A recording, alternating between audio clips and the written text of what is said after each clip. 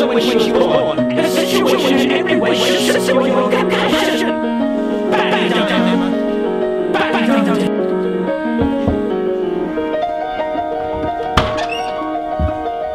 Oh, Miss Woodhouse. Surely you would like to see Miss Woodhouse? No, I can sit down. Oh, I will tell her that you will lie down upon the bed.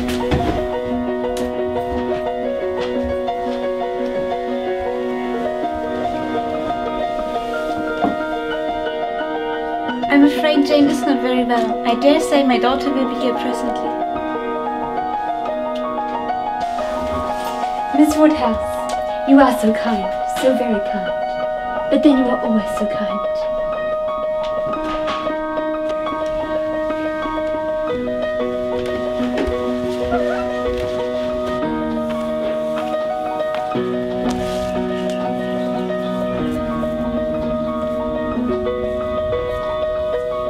I was very worried you might catch cold. Oh no, it was very warm. Mr. Weston made a conundrum. Even though I didn't understand it, I laughed heartily at the joke. But is this not a sudden scheme, Mr. Knightley? Yes. No. Rather, I have been thinking it for quite some time. Emma, my dear, and how did you find my worthy old friend and her daughter? Emma has been to call on Mrs. and Miss Bates. She always shows them such kindness. I'm going to London. When will you be back? I don't know. I don't know. I dare say they are very much obliged to her for coming. She's always so attentive to them.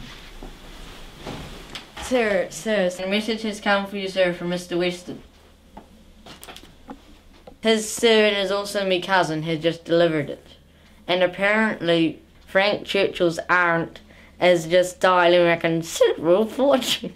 Thomas, you've read my letter? Papa, you know Thomas is illiterate. That's right, sir, I'm illiterate, but there ain't nothing off my ears, sir.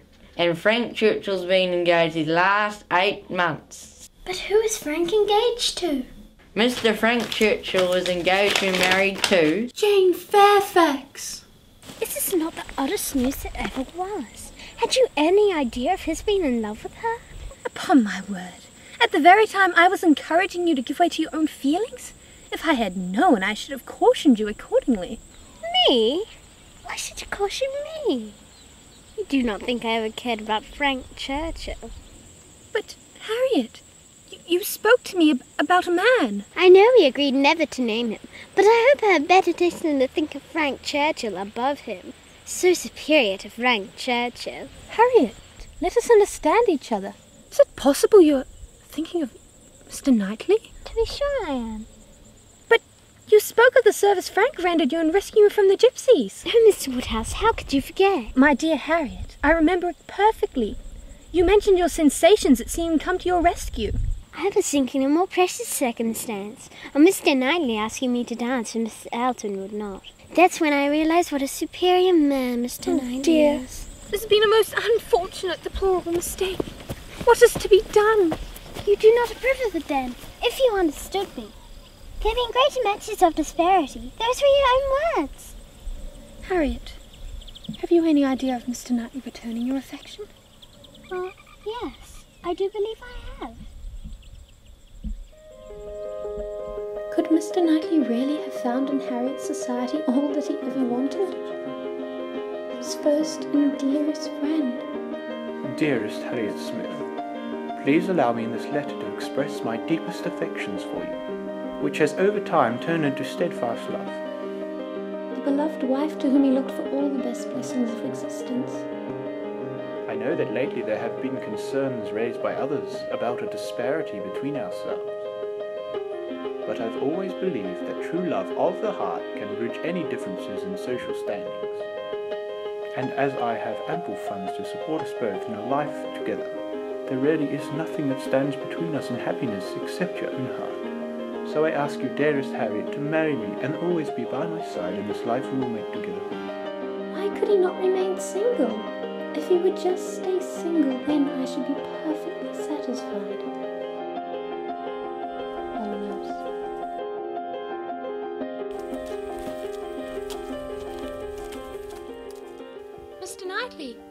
returned.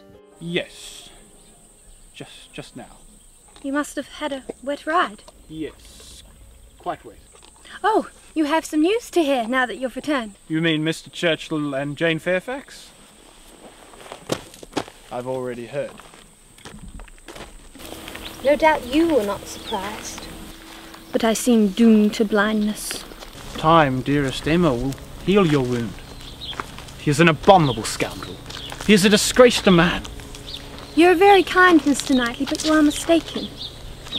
I can say little for my own conduct. My vanity was flattered, and so I allowed his attention. He imposed on me, but he has not injured me. I have never been attached to Frank Churchill. Then he is the most fortunate young man indeed. He meets with a young woman, gains her affections, cannot even weary her by negligent treatment. His aunt is in the way. His aunt dies. He has used everybody ill, and everyone seems delighted to forgive him. He is the most fortunate young man indeed. You speak as though you envied him. I do envy him, Emma. In one respect, he is the object of my envy. You will not ask me the point of my envy. You are determined, I see, to have no curiosity. Emma, I must tell you what you will not ask, though I may wish it unsaid the next moment. Then do not speak it. Take a little time, consider. Do not commit yourself. Very well. Very well. Mr. Knightley. Mr. Knightley. I stopped you ungraciously just now and gave you pain. If you have any desire to speak to me as a friend, I will hear anything you have to say. As a friend, Emma, you want our friendship to go on as it has always done. But I cannot desire that. But why? I know I make mistakes, but had you been here the last few days, you would have seen how I've tried to change. Please tell me I am your friend. I do not wish to call you friend, because I wish to call you something infinitely more dear. I rode through the rain, just to be near you. But I'd ride through worse, just to hear your voice telling me that I had some chance to win you. Marry me? Marry me, my one and only darling Emma.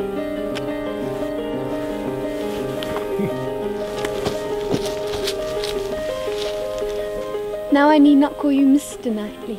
I may call you my Mr. Knightley.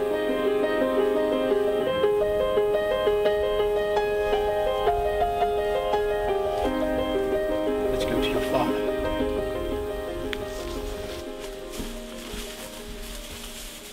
Emma, I have some news for you. I know how you like news. Oh yes, I always like news. I have reason to suppose that your friend Miss Smith will soon be accepting an offer of marriage. What? From whom? One Robert Martin. But are you so certain she'll accept him? Oh yes. What makes you so confident? I saw his proposal. You saw his proposal? Oh yes. You wrote his proposal, didn't you? If I had, I would have done no wrong. He is Harry Seagull.